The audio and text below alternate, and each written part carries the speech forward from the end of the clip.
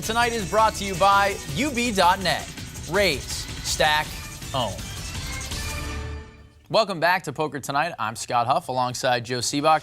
Big news on Monday as the World Series of Poker announced their new All-Star Tournament of Champions. Here's the setup.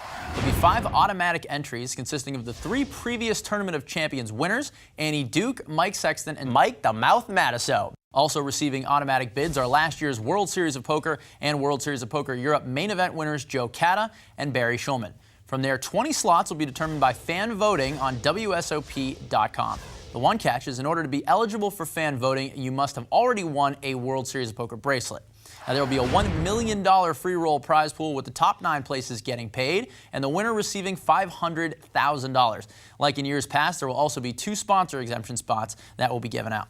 Huff, I was in contact with Ty Stewart at the World Series of Poker earlier today, and he said, quote, "Poker has its all-star game, and the fans will be executive producers by deciding who makes the televised event. This is Poker's All-Star Showcase, but it's also the World Series of Poker Tournament of Champions. It's our job to elevate the meaning of a bracelet. And guys like Durr and Antonius have money, fame, even looks, but there has to be something for them to strive towards." Now, Joe, they've tried this many times. The Tournament of Champions has been around a long time. It's gone through many incarnations. Do you think this latest one is actually a good idea, and do you think it'll fare well for them? I don't like it at all, to be completely honest with you.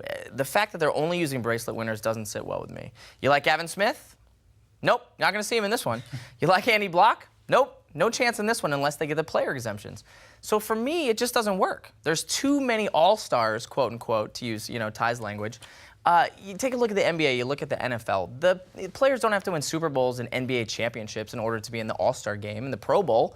So that's kind of the situation here. I think it's flawed. Yeah, but the All-Star game and the Pro Bowl, those organizations, they're a league. There's no real league. I mean, if people could vote me in, now I don't have as many Twitter followers as you, but I might be able to scare up enough votes to find a seat here, and I'm not a professional poker player. So though they have an infrastructure already that tells people you can vote for X player or Y player, whereas in poker, it could be anyone. And we don't want that Spider-Man guy making his way into this tournament. So I think you need this here. I think you need to lay out some kind of, set of rules for the fans, or it's going to be crazy, the internet, rallying and lobbying to try to get a seat here. But it becomes a popularity contest, and that's what I don't like.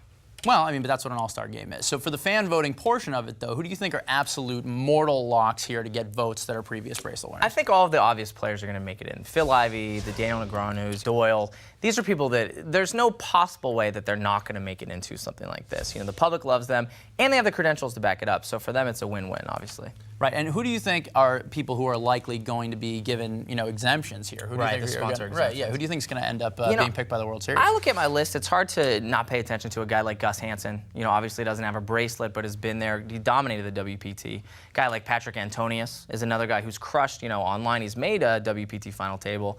He also has crushed online. So these guys, to me, are probably going to be the 2 guys, but it can be anybody. It really comes down to who the sponsors want to get in there. All right, Poker Tonight wants to know what you think. Go to Poker2Nite.com, our Facebook fan page, or Twitter.com/Poker2Nite and give us your 2 cents. We'll read some of the best comments on next week's show. On that note, before we head into break, let's go to Dana Workman, who's going to let you know about some new features coming to the show. Dana? Thanks, Scott. So in the coming weeks, we are going to introduce a reader mailbag segment where Scott and Joe will answer some of your questions about anything. We'd also like to open up the dialogue for other pros, too. So if you have a question for Phil Ivey, Phil Hellmuth, or Joe Catta, let us know, and we'll try to get their answer for you on air. To submit your questions, go to Poker2Nite.com, our Poker2Nite Facebook fan page, or Twitter.com/Poker2Nite. All right, we're going to take a quick break, and when we get back, NAPT host and supermodel Joanna Krupa joins us in studio and goes on the clock.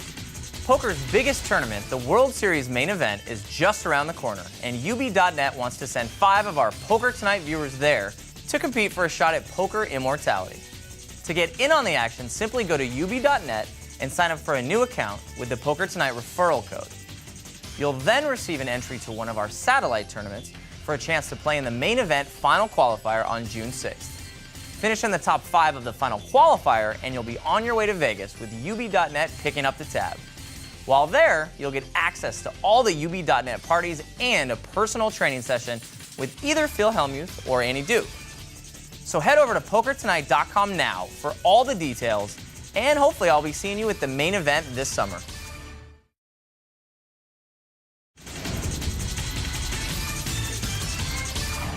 Welcome back to Poker Tonight. Our next guest is an international supermodel who you've seen on Dancing with the Stars, The Superstars, and now is hostess of the NAPT. Poker Tonight would like to welcome Joanna Krupa to the studio. Joanna, Hello. thanks for being here. Thanks for having me. How are you?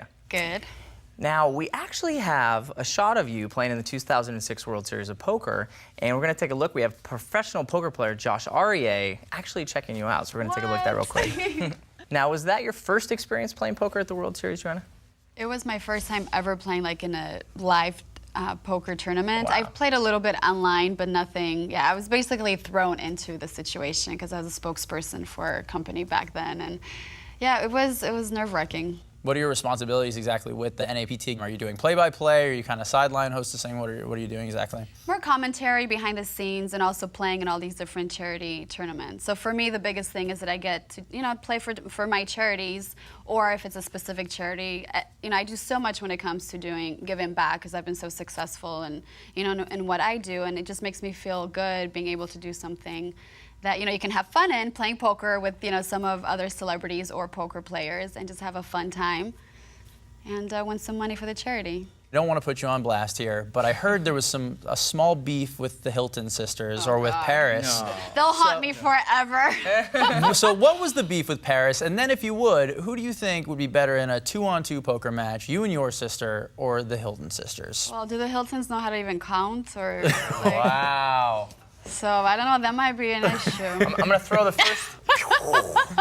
Between So the tell us how two you really of them, feel. they Tell us can how you really probably, be like, hey, wait, how many hands do I have? Well, what happened, this was years ago. It was at the beginning when I moved to Los Angeles, and we were at a VIP section in a nightclub. Minding our own business, was a bunch of girls and I. And here comes Paris with her entourage. And, first of all, she was complaining about the light in the VIP section, that it was too bright. I guess, like, turn these blah, blah, blah. I don't want us to wear on TV. Turn these lights off. And then suddenly she looks over to our table and is like, get these ugly girls out of here. But, like, trying to get me and my girlfriends kicked out. So then I'm like, I know you did not just do that. So then me and her had a little one-on-one, You scrapped a little bit? A little bit. I mean, I can, I may look sweet, but if somebody messes with me or my friends, then, I have a mouth. As you know, if, like, T.O. messed with me on Superstars, he got his, so. Wow. Good for you. Wow. Good for you. Hey, I gotta stick up for myself and people around me, and